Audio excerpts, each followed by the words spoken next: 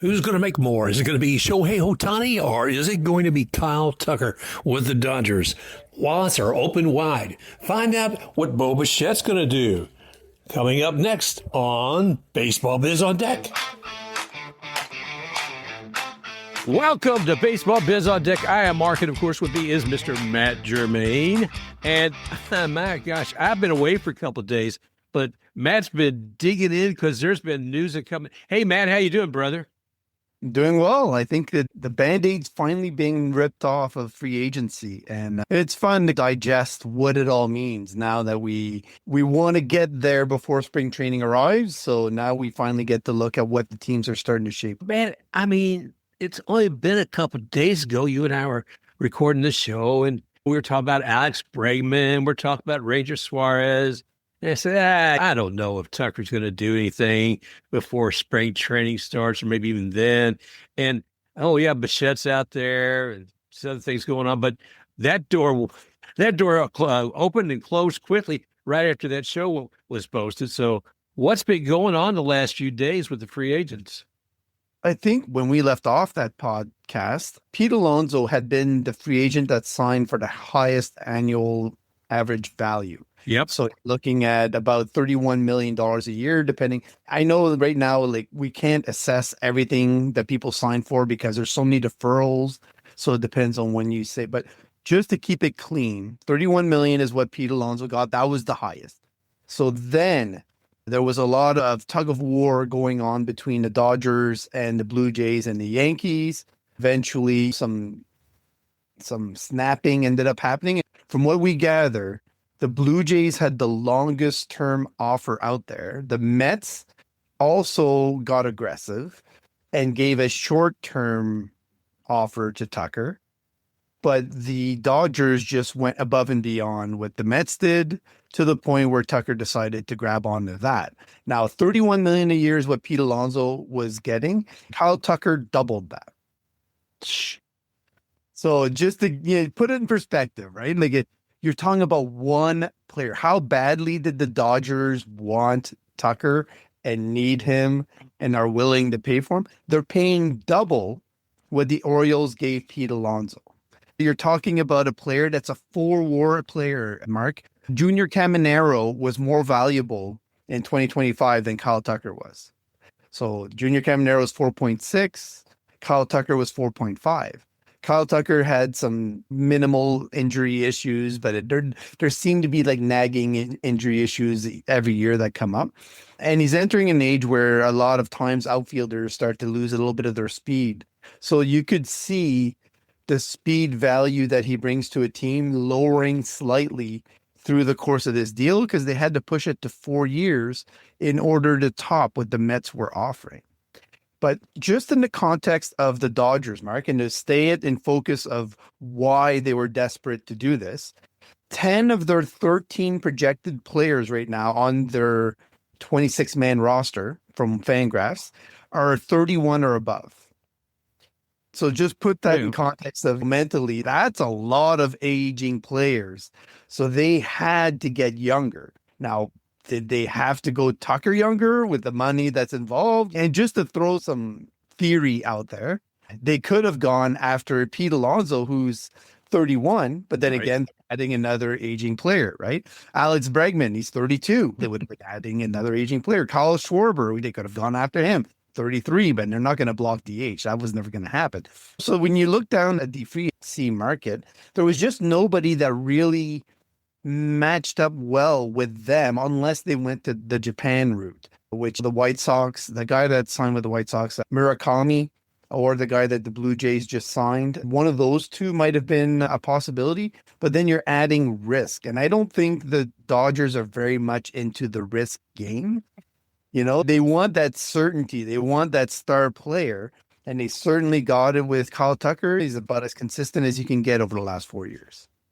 It is amazing when you think about it, and you're talking about the aging of that team, and he's won the last two World Series. And I'm thinking they got a pitcher who's aging now. He's 31 years old. He's a DH. Good Lord, man! And you think about how long that contract they still have with Ohtani is. I can't imagine. I don't know off the top of my head how old Mookie is. He's been around a little bit too.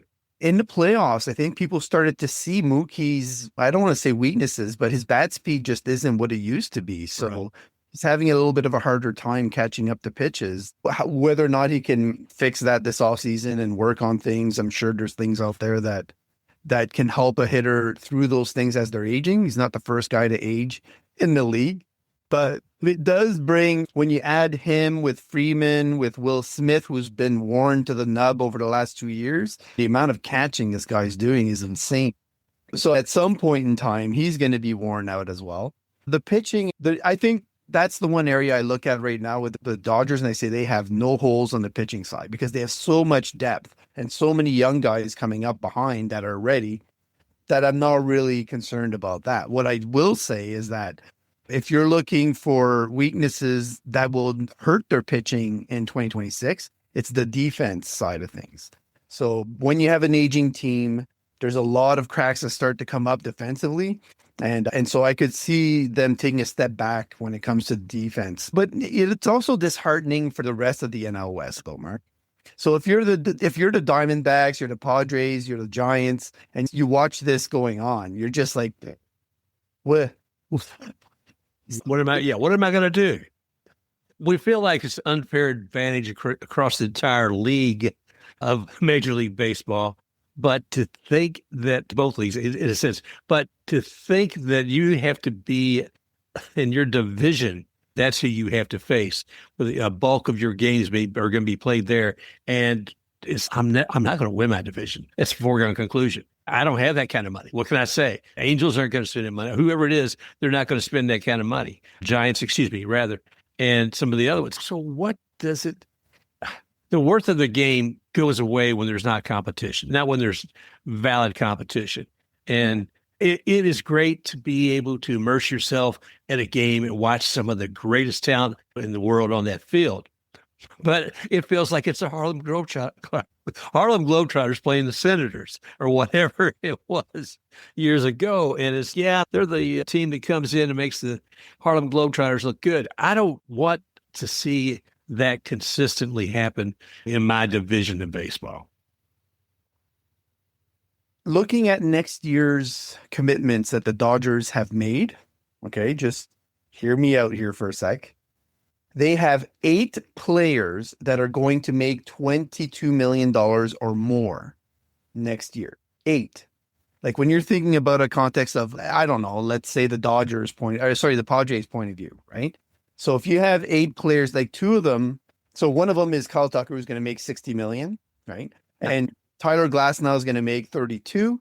You have Shohei Ohtani, Blake Snell, that are both going to make 28. Yamamoto is going to make 30.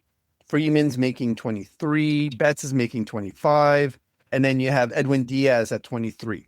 So altogether, before they even start talking about arbitration, their commitments for next year are $311 million, which is laughable because you haven't even gone through the arbitration process with any of your young guys yet. You're going to be adding on to that, right? There's going to be, I don't know, at least another 30 million-ish, 20 million maybe. It depends on which arbitration level that those guys are at.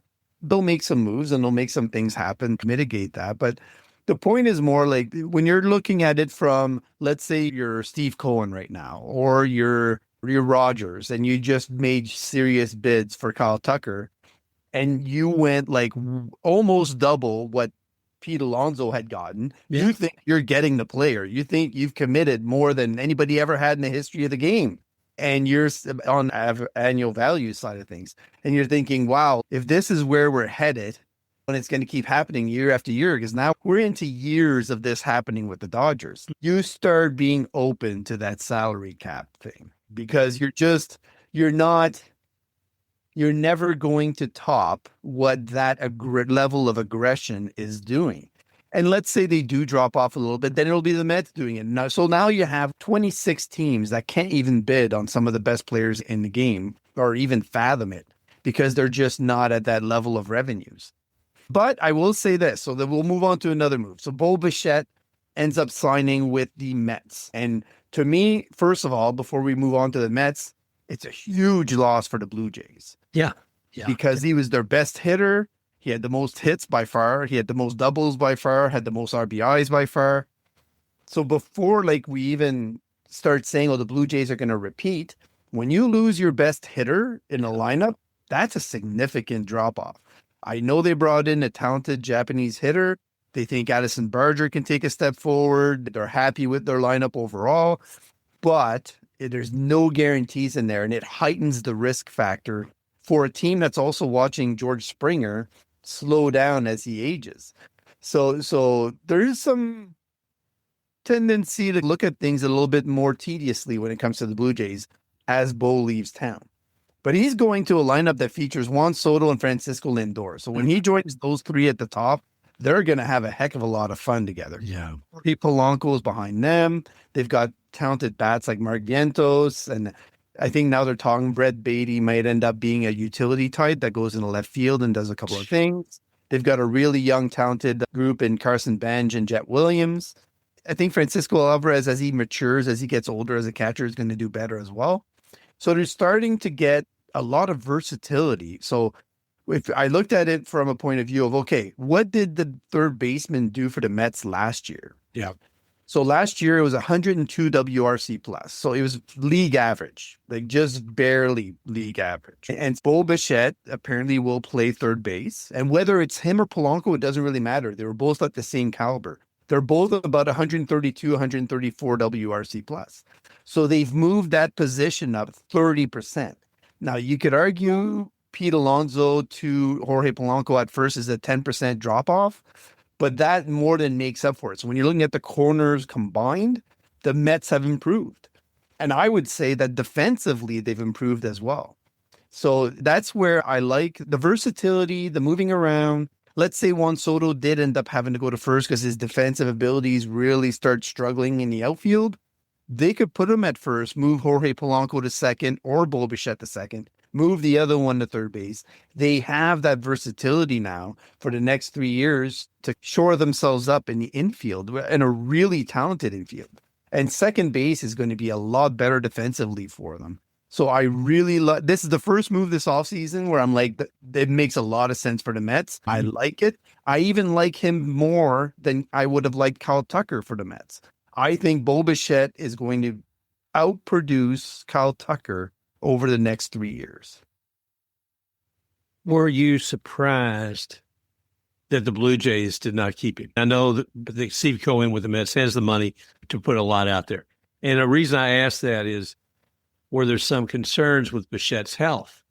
And with that could impact his value as far as what they're willing to pay.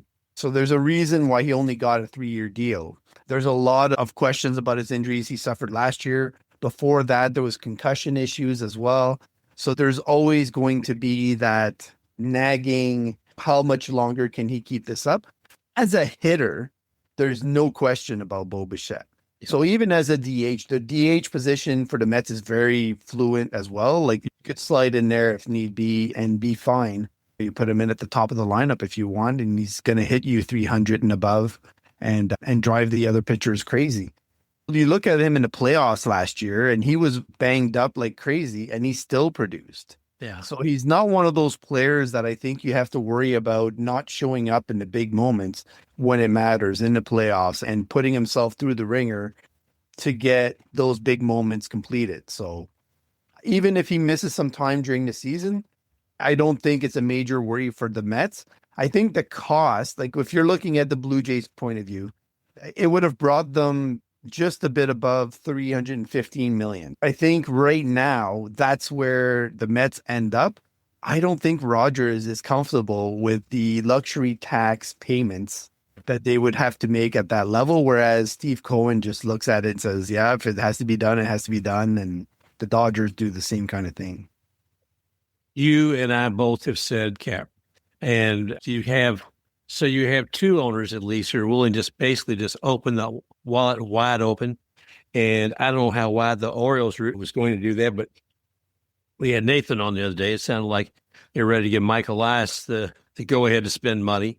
So if we're saying just it's those two teams, the Mets and the Dodgers, What do you think those other 28 owners are going to do? Do you think they say they'll say, yeah, we need a cap? But do you think they'll push for it? I know the players won't want it, but do you think there's enough team owners who want it? I think the players who aren't the top 10% should be the ones pushing for it most. Think about the CBA. We talked along the last CBA, the people who were on the executive committee, you were talking, I think, like Scherzer and some other ones. They were guys who were top tier money guys. And they were pushing against, but the body of all the rest of the players said, no, you know what? It looks okay. We're going to sign this. So there's, it can be at cross purposes if you're top money guys. And I'm not going to say that you have to, I'm sure Scott Boras gives some guidance on things to make sure they protect their money for the future. I don't know where this is going to get. There's going to be a lot more to look at over the next few months when it comes to that. I don't want to go down that road completely, but it is interesting to me to think how much the players would actually, the rank and file, if you will, would come up and say, hey, either spread the wealth around. I'll give you an example. So if you're a player, you're a really good player on a really good team, and you continuously miss the playoffs because the Dodgers are always going to be in there. You're not getting the chance to shine in that big moment simply because the system is built against your team. And so this is where the value starts being lost in MLB, because nobody gives a crap if the Dodgers win another championship. They really don't. Like, Freeman could win 5 more championships. I don't care. I would care more if I saw the Reds win a World Series. Yeah. If I see the Dodgers win another one. So when you're looking at it from a league point of view and from giving all your star players a chance to shine in those spotlights, you need to build a system that allows them the chance to get there. The NFL is a great example, right? You can have a team go from bottom of the barrel one year to top of the barrel the next year, and they each will get a chance in the playoffs. There isn't a team out there you haven't seen in the playoffs in recent years. Why does MLB allow that to happen in their league? Why is it okay that the Pirates haven't been in the playoffs since I can remember? I can't remember the last time the Pirates were in the playoffs. I literally cannot remember. You look across the MLB, that the Rockies, it's been forever since they were in, since Tulo was there, and there should be a more consistent presence in the playoffs for all of these franchises. Great. Begins with instilling a system that allows owners and team and front offices to compete. It doesn't have to be exact, but it has to be within a range that is palatable. Like it's just getting obscene at this point. That's the word that I would use, Mark. Well, and it is. And it's hard to criticize what players are making when we know that the owners can afford it. Yeah. I think it's part of it is finding equity across all of the players. And I don't know what MLBPA is going to do. I'll strive to get one of those folks on here, Matt, because I would love to hear what they're doing. Here's a quick question for you, too. Okay, right now, with the Rays, Pete Fairbanks, he's gone elsewhere. He was basically their chapel chairman or union representative, I believe, for the team. I wonder what teams do during the interim with that. So if Pete's no longer part of the Rays, who's representing that faction? I don't want to go down. That's something for the future. Maybe we'll talk about the Rays next episode we do on the Rays. But as far as representation, I'll just go back to what we were saying earlier, that the rank and file didn't follow what the top paid guys that we're getting. And so I do want to, I think this needs to be said though, Mark, because some people think, oh, he got the money he's worth. Sure. Okay. So you have the one guy, Kyle Tucker, gets what he's worth. How many guys are the Dodgers not going to pay? Yep. A good amount because they are stuck paying Kyle Tucker what I think is a serious gross overpayment, more than double what he's worth. Yeah. Who isn't getting that money now because they've gone there with Kyle Tucker?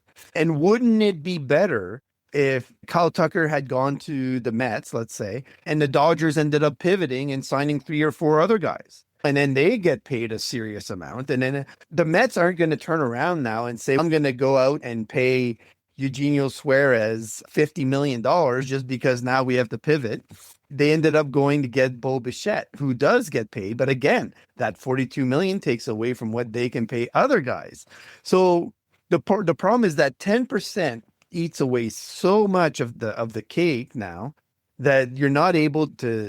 We're seeing guys not get tendered contracts at arbitration at like minute levels, and they're because the teams are trying to whittle down 500. We're seeing arbitration cases over 500,000, right? And then there's this inequity. I don't know how many guys are still looking for jobs right now that can't get paid, that can't even get major league jobs, and teams aren't willing to commit to a contract for them.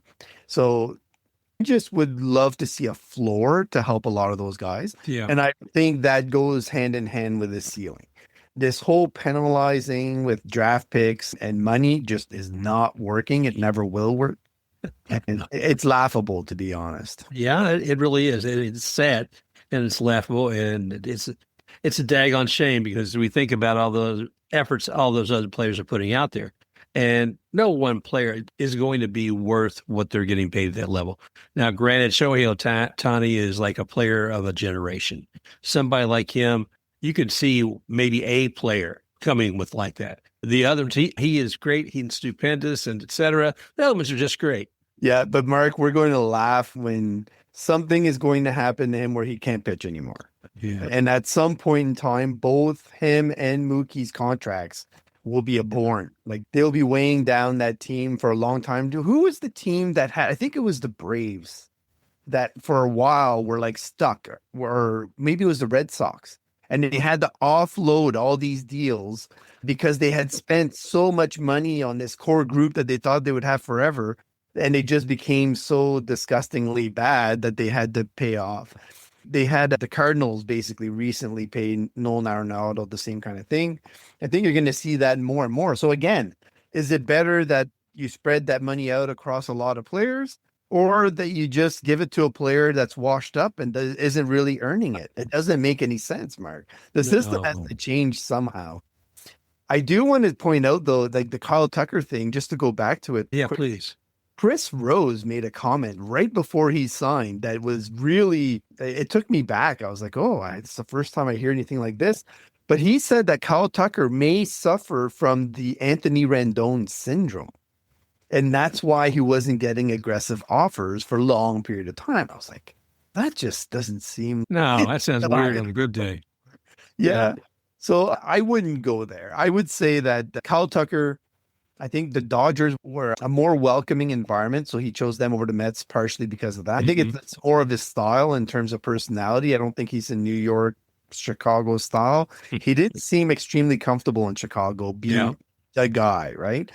He fits more into the, I'll be the second, third, fourth, fifth guy on a team and just let me do my work, right? That's essentially what he comes across. But I would never label him, so far anyway, from what I've seen, as a Anthony Rendon. Now, maybe Chris Rose has spoken to him and he comes across very low key and and maybe that's why he went there.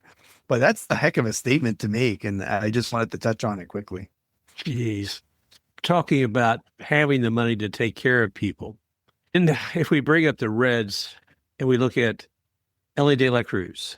Elly De La Cruz was looking at, see what I think he passed on last year on something that they offered him. Let me see if I can find what they did this year.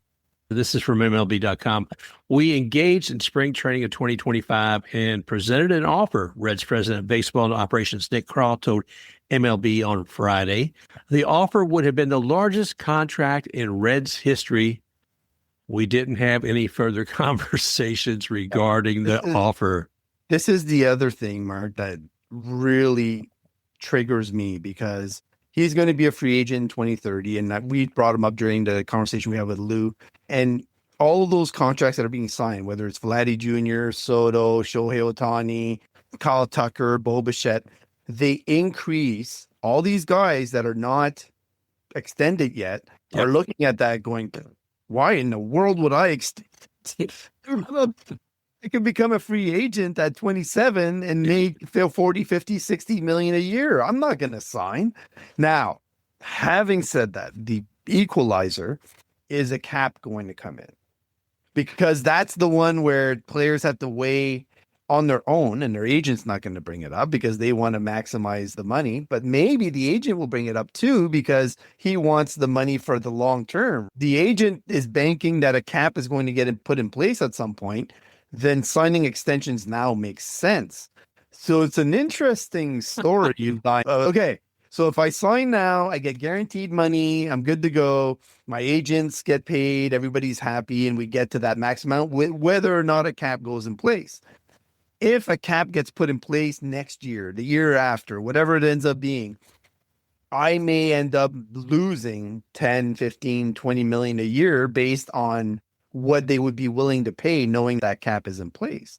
That's a serious decision to make if you're looking at the length that a lot of times these teams are offering. You're talking Ellie De La Cruz, maybe they'll offer him 9, 10, 12 years, depending on how long they want to bank on him. Like the Reds gave Joey Votto a heck of a deal. He was with them until he was 40 or 41. They're not afraid to go to those lengths in order to get a guy signed. I think Ellie's going to have to sit there and have a serious talk with Scott Boras and say, listen, Scott, are you guaranteeing me that a cap isn't going in place and that we're going to lose out on this money? Yeah.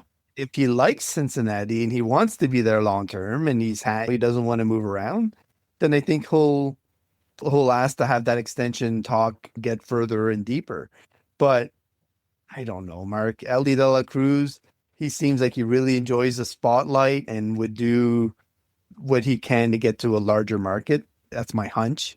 So I fully anticipate he'll be in a bigger market come 2030. He is an amazing player to watch. Man is fast, got a heck of an arm on him.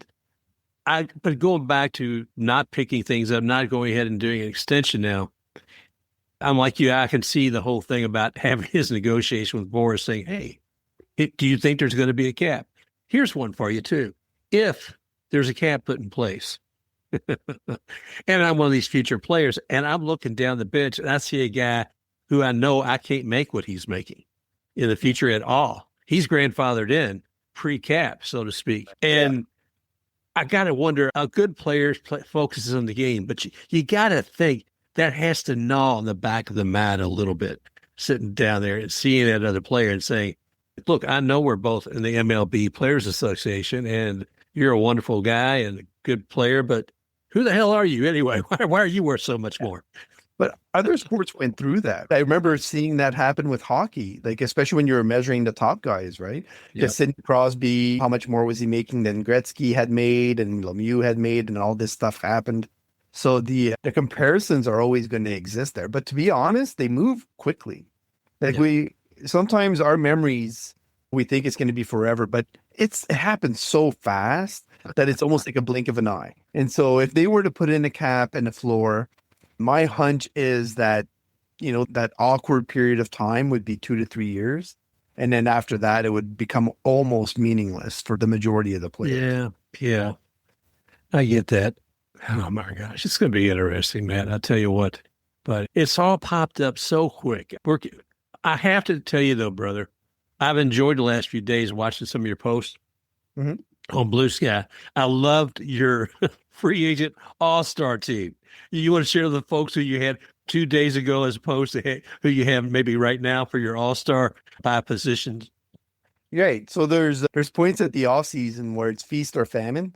So I wanted to get a feel for how quickly things are changing, right? So I had put it up on January 15th.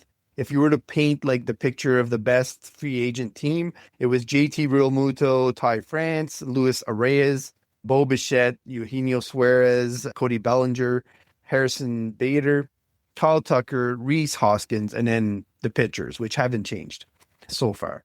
A day later, I had to modify that, and now it becomes, because there was 2 signings in terms of the catchers, Right. It went all the way down to Reese McGuire. It's a heck of a drop-off. And then you have Ty France, Luis Arraez, Ramon Urias for the shortstop position, and then Eugenio Suarez, Cody Bellinger, Harrison Bader, and then Jesse Winker is who I put in the right field. I think A lot of teams liked what he did for part of the season last year, but he had a rough time as well in occasion last year. So I don't know. It's one of those where now when you're looking at the outfield, it's Cody Bellinger, Harrison Bader, and essentially a lot of wild cards behind that. It'll be interesting to see how many teams are willing to give multiple years to Harrison Bader, because I think he's a valuable, but he's so marginal when it comes to, okay, do you use one of your prospects or do you spend the money for a Harrison Bader? And how much do you want to commit or block your younger players for the second, third year that he might be looking for? I think in some cases it's that. But all that to say that if you look at those players out of that group, you have maybe 3 players that are left now, position player wise, that are significant boosts to a team. That would be like that game, not want to say game changer, but that would seriously amp up their production next year. Now, I do Ty France a lot. I think he's a player that could surprise or have a big year if ever he stays healthy for long enough to make it happen. And he's an excellent defender. So if a team really needs a first baseman, like that's somebody I would jump on. I'm trying to think right now. I'm guessing the next big ones we're looking at here, hopefully we'll see something in the next few days. Any projections? I think the tug of war now between the Yankees and the Blue Jays for Cody Bellinger is going to be one to watch. Because like I just said, like Bo Bichette's loss is more significant than people will give it credit for. And the Blue Jays, in their minds, had already spent that money on Kyle Tucker. So if they get a quote unquote rebate on Cody Bellinger, I think that, and to be fair, like Vladdy Guerrero is not exactly the most spry person overall. I know he has a lot of energy, he's still young, but getting him off his feet once in a while, letting Cody play first, there is nothing wrong with that, and giving Vladdy the DH role. Eventually George Springer will leave. So I'm not talking about for this upcoming year, but more like the year after that and the years beyond that, like depending on how many years Cody is going to get, that's going to become something that's nice to have. It's not a necessity, but it's good to be able to do once in a while without hurting your lineup much at all. So I'm expecting him to land with the Blue Jays, to be honest. Sure. And I'd be surprised if he doesn't. And then I could see the Yankees turning around and doing a trade somewhere, somehow, what I call their affiliates. So teams that they like to feast on when it comes to opportunities missed. We'll see. I think there's a good amount of trades out there that are possible. And I think Harrison Bader is one that, if the Phillies were willing to go to a certain level with Kyle Tucker and Bo Bichette, I think Harrison Bader is a solid add for them that would help them defensively. And to me, that's a good position for them to take with him. 2 years, maybe 2 years in an option, or 3 years max. But those are my 3 predictions that I'll throw out there. I love it. I love it. Thank you, Matt. I do want to congratulate you too, man. Maybe that's an overstretch, but the thing of it was, on the last show, I enjoyed more than just about anything your suggestion of bringing the Mets into the AL East and moving the Rays out. And the idea of the Mets and the Yankees in the same division, and then the Marlins and Rays in the same division. Oh, gosh, man. I think I was laughing still 2-3 hours later just because it just is. I thought it was an amazing or amusing thought, but it would be so much fun to see as a fan. Wouldn't it be appreciated around the league? Dude, fans get tired of the same makeup of divisions all the time. I think they do. And I think travel-wise, it would make travel cheaper and easier. They're saving money. They love money. I love money. And everybody wins. Oh, no. I just want to bring it back. I have a guy think. Go ahead, sir. Oh, I have one more. Please. So Josh Lowe got dealt to Angels. And that we're talking about the Anthony Rendon syndrome. I love this deal for the Angels because we've watched Josh Lowe and the Rays for a long time. Yep. He's about as zen and happy and easygoing as you're going to get in a player. When you're talking about the change an organization goes through in terms of the makeup of their team and their personality, I don't think I've ever seen such a drastic change in personalities from what the Angels did this offseason. You're not going to recognize the smiles on their faces constantly. Honestly, though. Oh my They're gosh. just going to have such a more loosey-goosey kind of attitude. And I think that's going to serve all of them. So I wish him and the Angels all the best. I hope he fits in there. I hope he stays healthy and he actually makes good on his potential. So that's the first part of it. I want to just say, you know what? Thanks, Josh. We know you had potential. We wish it would have worked out with Tampa. But I think he's going to enjoy rubbing shoulders with Mike Trout and a couple of other guys over in LA. And the transition, I want to applaud them for this too. They get younger and they get more left-handed and they move Taylor Ward for Grayson Rodriguez. When you're looking at that transition, they still end up with an outfielder of quality that's MLB caliber and very strong. And when he's healthy and going and clicking, you're looking at Grayson Rodriguez as a talent. That's a huge kudos to him for doing that. Now the Rays get Gavin Lux in return.